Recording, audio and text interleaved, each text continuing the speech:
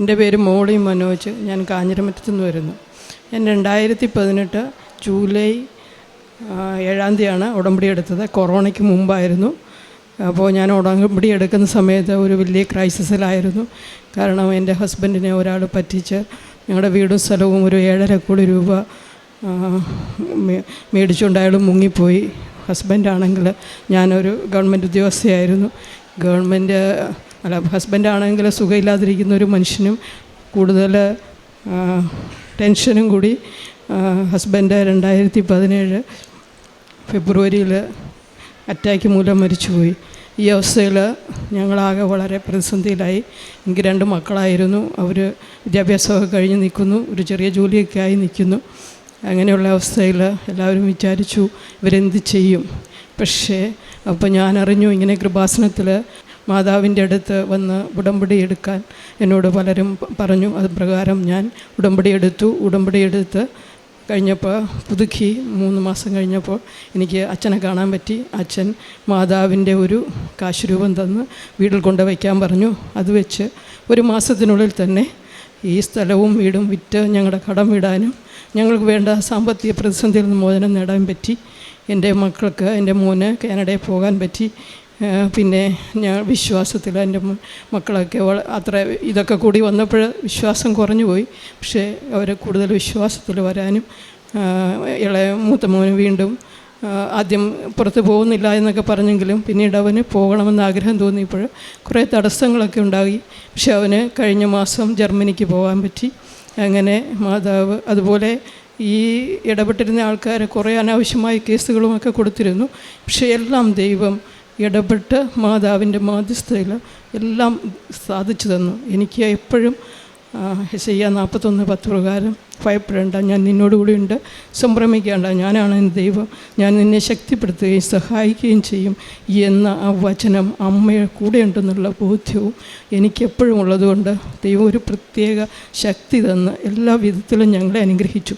എനിക്ക് ഈ സാക്ഷ്യം പറയാൻ താമസിച്ചതിൽ ഞാൻ ക്ഷമ ചോദിക്കുന്നു. അത് പല സാഹചര്യങ്ങൾ കൊണ്ടും ഇവിടെ വന്നപ്പോഴും സാധിക്കാതെ പോയതാണ്. പിന്നെ ഞാൻ ഉടമ്പടി എടുത്ത കാലം മുതലും അതിനു മുമ്പും കൂടുതൽ സമയം ബൈബിൾ വായിക്കുകയും കിട്ടുന്ന സമയങ്ങളെല്ലാം യൂട്യൂബിൽ കൂടി പ്രാർത്ഥന കൂടുകയും മറ്റ് സീരിയലോ സിനിമയോ ഒന്നും കാണാൻ ഞാൻ ഇഷ്ടപ്പെടുന്നില്ല. അങ്ങനെയൊക്കെ ചെയ്തുകൊണ്ടിരിക്കുന്നു. പിന്നെ എൻ്റെ ഒരു കസിന് ഒരു അസുഖം വന്നപ്പോൾ സീരിയസ് ആയിട്ട് കിഡ്നി ഫെയിലിയറായിട്ടൊക്കെ വന്നപ്പോൾ ഞാൻ ഈ ഉപ്പും എണ്ണയോ കൊടുത്തു. ആ പുള്ളി അതിൽ നിന്ന് ആ രോഗമൊക്കെ മാറി. അങ്ങനെ പലരോടും പറഞ്ഞു. പലരും ഇവിടെ വന്ന് ഞങ്ങളുടെ ജീവിതം കണ്ടിട്ട് തന്നെ പലരും വരികയും മാതാവിൽ വിശ്വസിക്കുകയും എല്ലാം അവരെ ഇത് കണ്ടിട്ട് അമ്മയെ കൂടുതൽ വിശ്വാസം വരികയും ഞങ്ങളുടെ കുടുംബത്തിനും വിശ്വാസം വരികയും ചെയ്തു. പിന്നെ ഇത് സാക്ഷ്യം പറയാത്തത് കൊണ്ട് എന്തെങ്കിലും ഒരു തടസ്സം വരുമ്പോൾ ഞാൻ വിചാരിക്കും സാക്ഷ്യം പറയാൻ പറ്റാത്തത് കൊണ്ടാണോ എനിക്ക് പറ്റിയത് എന്ന് ഞാൻ ചിന്തിക്കും. പക്ഷേ ഞാൻ ഇവിടെ വരുന്ന ഉടമ്പടി മുന്നോട്ട് പോകും, പുതുക്കുകയോ ചെയ്തിട്ടുണ്ട്. 7 പ്രാവശ്യം ഞാൻ ഉടമ്പടി പുതുക്കിയിട്ടുണ്ട്. എനിക്ക് പറ്റുന്ന രീതിയിലെല്ലാം കാരുണ്യ പ്രവൃത്തികളും എല്ലാം ഞാൻ ചെയ്യാറുണ്ട്. ബൈബിൾ വായന അരമണിക്കൂറല്ല, അതിൽ കൂടുതലും തുടർച്ചയായിട്ട് ഒരു 4 വർഷമായിട്ട് തന്നെ വായിക്കാറുണ്ട്. പള്ളിയിൽ പോകാൻ കിട്ടുന്ന ആ സമയങ്ങളൊക്കെ പള്ളിയിൽ പോവുകയും കുമ്പസാരങ്ങളൊക്കെ ഇതേപോലെ 1 മാസത്തിലൊന്നോ അല്ലെങ്കിൽ 2 മാസം കൂടുമ്പോഴോ എങ്ങനെയാണെങ്കിലും അങ്ങനെയൊക്കെ കുമ്പസാരിക്കാറുണ്ട്. കുർബാന പറ്റുന്ന സമയങ്ങളിലൊക്കെ കൂടാനും ശ്രമിക്കാറുണ്ട്. അങ്ങനെ ഒത്തിരി അനുഗ്രഹങ്ങൾ അമ്മ തന്ന് ഞങ്ങളെ അനുഗ്രഹിച്ചതിനോർത്ത് അമ്മയ്ക്ക് നന്ദി പറയുന്നു, ഈശോയ്ക്ക് നന്ദി പറയുന്നു. മോളി ചേച്ചി പറഞ്ഞു തുടങ്ങിയ തന്നെ ഒരു ക്രൈസിസ് സമയത്താണ് ഞാൻ വന്നത് എന്നായിരുന്നു. അത് 7.5 കോടി കടവാണ്. അത് പരിഹരിക്കുവാനായിട്ട് മാർഗമില്ലായിരുന്നു. സ്ഥലം വിൽക്കാൻ നോക്കി 2-3 വർഷം അങ്ങനെ നടന്നു. അപ്പോഴാണ് ഉടമ്പടിയിലേക്ക് വരുന്നത്. ഇതേപോലെ അച്ഛൻ പ്രാർത്ഥിച്ചു. 1 മാസത്തിനുള്ളിൽ വിൽക്കുവാനായിട്ട് സാധിക്കുകയാണ്. പുറപ്പാട് 3:14 ഞാൻ തന്നെ നിന്നോടുകൂടി വരികയും നിനക്ക് ആശ്വാസം നൽകുകയും ചെയ്യും. ഇവിടെ സ്വയമേ പരിഹരിക്കുവാൻ മാർഗങ്ങൾ നോക്കിയിട്ടൊന്നും നടക്കാതിരിക്കുന്ന സമയത്ത് പരിശുദ്ധ അമ്മയുടെ മധ്യസ്ഥതയിൽ മരിയൻ ഉടമ്പടിയിലെത്തുമ്പോൾ പിന്നെ അമ്മയുടെ മാധ്യസ്ഥതയിലാണ് നടക്കുന്നത് കാര്യങ്ങൾ.